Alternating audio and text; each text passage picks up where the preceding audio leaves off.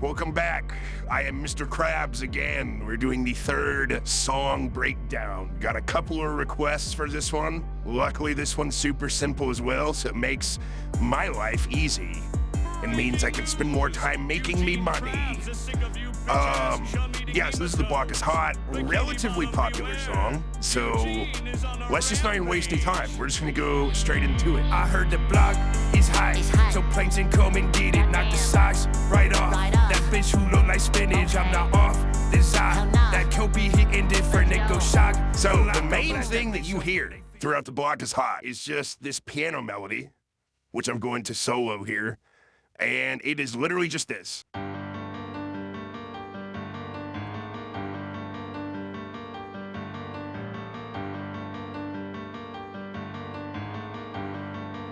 That's it. That's kind of the primary thing. You've also got the tubular bell in here, which is a classic sound.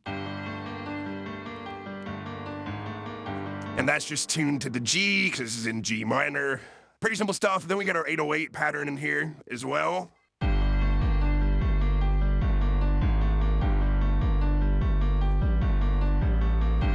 And the only important part about this is it goes up this one half step at the same time that the piano does.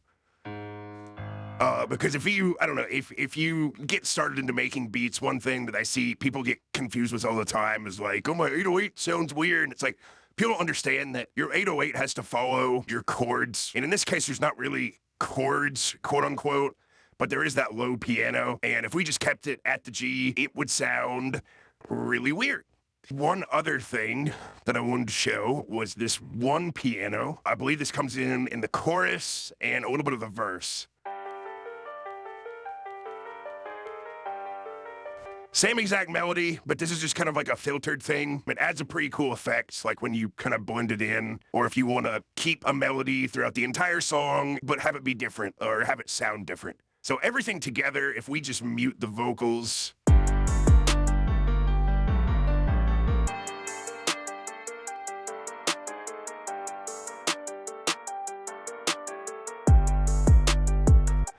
so yeah, it adds a way for it to kind of filter out a lot of the frequencies of that piano so that when it goes into the verse, something kind of drops out. Because if you kind of keep it all the same, you know, if it feels just as full in the chorus as it does in the verses, it doesn't make the chorus feel as big. I know that was a big word salad, but you want your hook or chorus to feel bigger than the verses. So just a small, simple thing. That's literally it for the melody. In terms of the drums, it's also really simple. This was not a very difficult beat. This is what the drums sound like all together.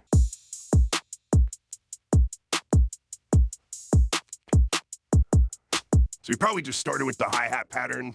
There is nothing other than the 16th notes. That is it. Just 16th notes going the whole way, no rolls or anything. I believe we do have some open hats in there. And then we have our snare, which I believe there's a clap and a snare. So that's kind of a clap snare combo. And that's more of a snare.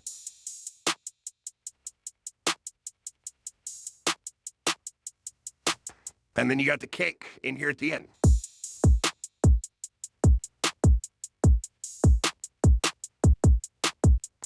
And it's that simple. That's the beautiful thing about it. You know it's a good song when that's all you need. We can take a look at the vocals here if you want to hear those solos. This is the talking fish head at the beginning. Breaking news! Eugene Krabs is sick of you bitch-ass chum-eating nematodes. Bikini Bottom beware! Eugene is on a rampage. When we found this model, this is back when we kind of didn't know, we weren't using RVC at the time. We didn't know about all the different services. So we were just kind of struggling through and we were just kind of scraping and clawing to get our voices. This was a user-generated model for the talking fish head on Kits AI, and it had one use. And it had the right picture and everything. And I was like, there's no way this is going to be good. And it was that one. It's amazing. So we got the Krabs vocals right here. I heard the block is high, so planes can come and get it, knock the socks right off. That bitch who look like spinach, I'm not off this eye. That coat be hitting different, it go shock a lot. Go blast that bitch up where they fishing.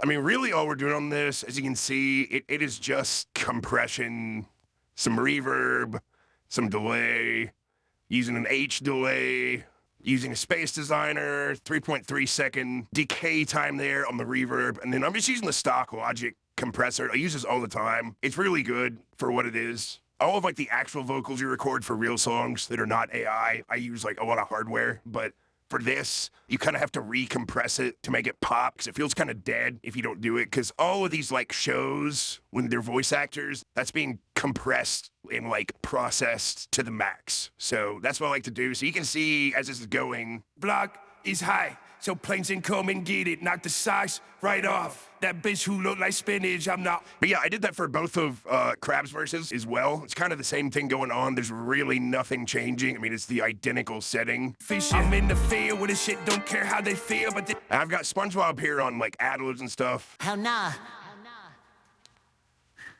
Boom.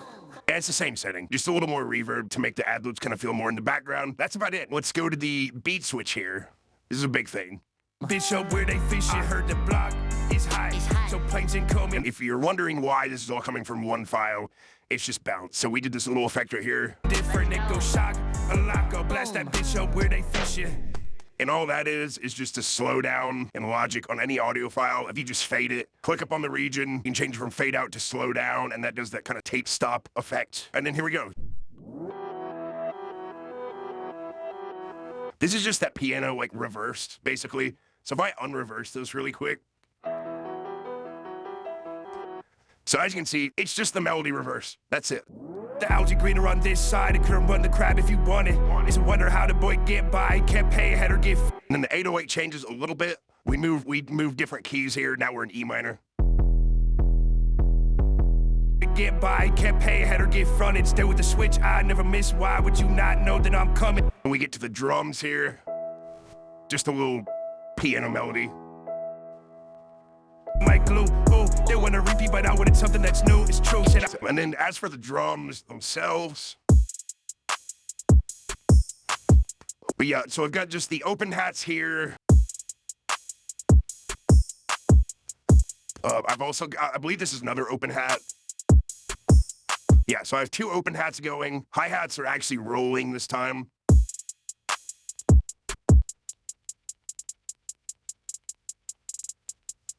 I believe this is just like a kind of accessory snare. Yeah, it's got a little roll at the end. Then we've got our clap. Yeah. And then our kick.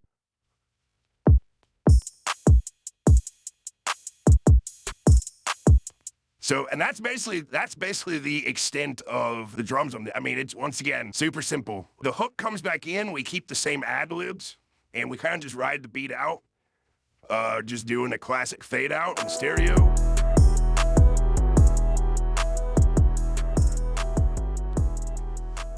Something I don't think I showed last time, just kind of the mastering chain on here. Stock Logic compressor. I swear I have millions of these. I just use the Logic one because it works really well. Using a multi-band compressor. That is bitch and my dick, what's new? All that's doing is just compressing separate parts of the frequency spectrum. Like I typically write in here in like the low mid-range, like a bunch of stuff builds up and it gets real boomy and it's not very pleasurable to listen to. So I take some of that out. Boosting some of the high end on the EQ, making it nice and present. Doing a little stereo spread just kind of makes the song feel, makes it feel wider, I guess. It's just kind of like an artificial way to make it seem bigger than it is because it's basically just splitting these frequencies. Everything you see above this line is to the left. Everything you see below it is to the right. And this is just the frequency spectrum. So as it gets up here towards the higher frequencies, it starts to just spread them out left and right. But you don't want to do it down here because if you do that with bass, you can tell that and it is not very good. It's not sound good. Boosting the high end again here, 11 and 9. If you reverse that, that'd be really funny. Then we got the maximizer and setting the fader at like 0.5. So there you go. And let me say this is my hot take. Mastering in 2024 does not mean nearly as much as it used to. Half of the people, when they're talking about mastering, they're just talking about loudness. It doesn't matter about loudness anymore. Just make it sound better. Just glue it together. That's about it. That's my hot take. So anyway, that's the block is hot. Next one, I promise I will do something a little more complex to show you some interesting stuff, but hope you enjoyed it. Next one, just put a comment down below. Once again, if I see a overwhelming amount of picks for a particular song, we will do it. Put it down in the comments which one you want. We got a lot of them. Until next time, okay, fine out.